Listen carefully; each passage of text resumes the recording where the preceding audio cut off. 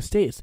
Two of those who lost their seats were North Dakota's Heidi Heitkamp and Indiana's Joe Donnelly. Now, Heidi Heitkamp and Joe Donnelly have now teamed up to apparently teach Democrats how to win back rural voters, despite the fact that they literally just lost all these people.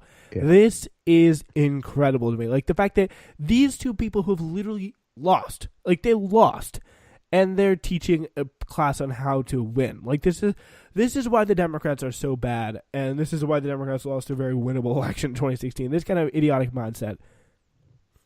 Oh yeah, definitely. I mean, they should be teaching in class how to lose an easy race to win. That's what their class should be. And how to retire at a beach in Florida, really.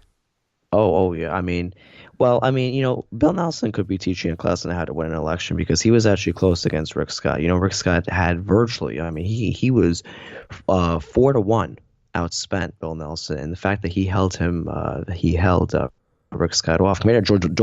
Joe Donnelly and Heidi Heitkamp had the more money than their Republican counterparts, yet they lost by double digits, which, still to this day is, I don't understand how Joe Donnelly, lost his election to Mike Braun. They were putting so much money in that state for Donnelly and even for Heitkamp. But, to tell you the truth, the two senators who I don't really care left the Senate are probably Heidi Heitkamp and Claire McCaskill, especially Claire McCaskill. I could not stand her at all.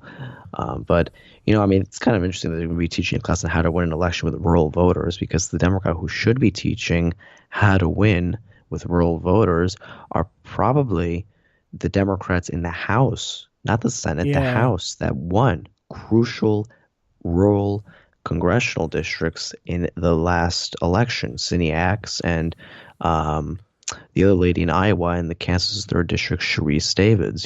Those are the people who should be talking about how to win with rural Americans, not people who already lost their election by 14 and 18%.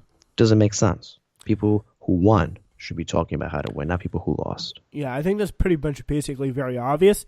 And I think anyone who really shows up to that kind of an event is going to be.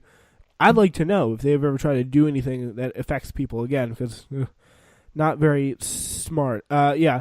The interesting thing is rural voters here. Trump voters and rural voters, white voters and rural voters are really kind of a difference. Some of Hillary Clinton's strongest performances in 2016 came in the Black Belt of Alabama and Mississippi, where Black and Native and Latinx communities dot rural areas all over the country. Those people are also remarkably focused on faith, family, and country, and somehow they found it within themselves to not vote for Donald Trump, who maybe doesn't care about them so much. So anyway, Donnelly and Heitkamp are two people who just soundly lost their elections while running at full speed away from the National Democratic Party and insulting progressives at all points and times, and even really moderate Democrats like Nancy Pelosi, which is funny.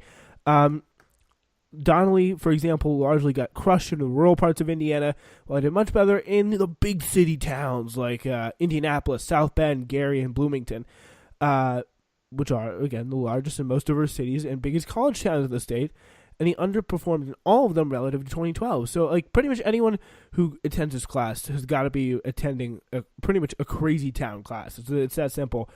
All right, James, are we going to get into something now that is really, really, really in your wheelhouse? You want to know what it is? Florida politics. Oh, yeah. Yeah, so Ron DeSantis, I don't know if you've heard the story about Ron DeSantis after running an overtly racist campaign in which he chained himself to Donald Trump, literally. Florida Governor Ron DeSantis had brought himself in a little bit of goodwill in the local and national press by being not so bad on issues like the environment. But then, again, the old Ron came back. Politico reported that the GOP-led legislature and DeSantis are set to pass a law by the end of the legislative session to ban sanctuary cities, municipalities that have vowed not to cooperate with the federal immigration authorities in the state of Florida. So the bill passed on the Florida House on Wednesday. It's going to go to the Senate.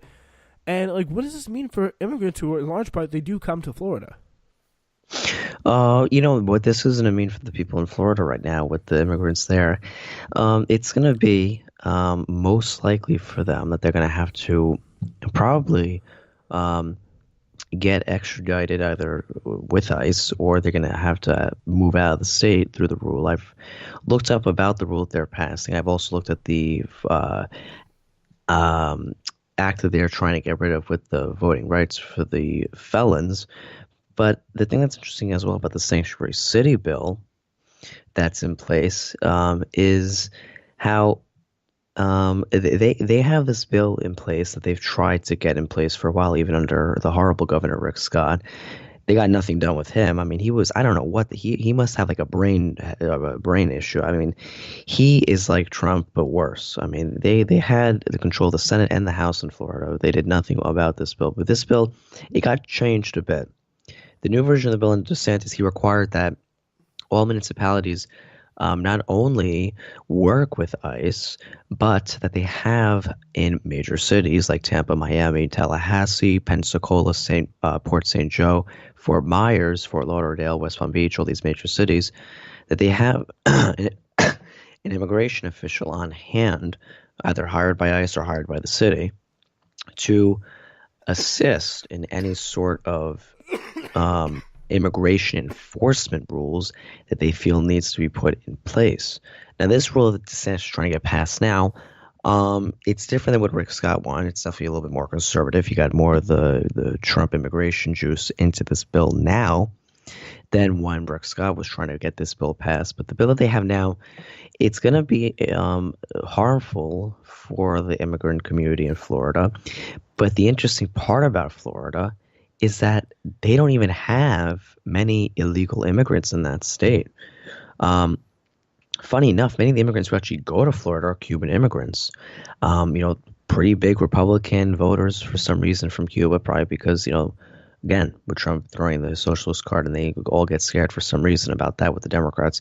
They've been rather conservative voters for quite a while. But that's an interesting thing about Florida. But any of the legal voters who are in Florida, which the numbers are different in each place you look at, it's going to definitely be harmful for them, I would have to say. Yeah, I mean, it's definitely not a good situation for any of them who are really trying to just adapt into their own kind of society. And like, how has Ron DeSantis' government and governorship gone for you so far? Like, you definitely pay attention to Florida politics to a large degree. Like, has it been good, or like, how has it been according to your already pretty low, let's just say, expectations? It's better than Rick Scott's, and it's better than what I expected it to be. I like the environmental conservation efforts that he's putting in place.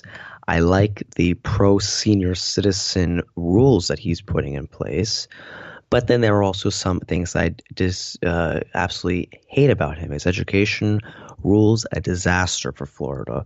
His Proposition 4, how he's against allowing many felons the right to vote. I think that that's a horrible idea because the people of Florida, first off, they said, yep, 63% of voters in Florida said, yep, let's let them vote. And now they're going to be trying to make them pay for any sort of fines that they have left on their accounts, technically with the state, before they're allowed to vote, which is in terms, some sense people are saying it's a poll tax. Some people are saying that it's just going to get people not wanting to vote because then it's going to have them have to pay these bills that otherwise might have not been paid or put under the table. And that is definitely one of the major reasons why I hate him. It's more of a 50-50 thing for me with DeSantis. His environmental rules and his pro-senior citizen rules that he's put in place definitely have made me like him. But would I vote for him? No, I probably would not vote for him. That's probably the major question that many of the viewers on the show are probably going to be asking. Would I vote for him? No, I would not vote for him. I don't think that he is a great governor. I think that he's better than Rick Scott. But I don't think that he is a person who I can vote for because I think that what he's done is he picks and chooses what to listen to the voters. He did the medical marijuana thing that the voters in Florida had approved in 2016 that Rick Scott refused to allow into law. But then when it comes to Proposition 4, he says, no, thanks, I don't like it. It's exactly like Rick Scott.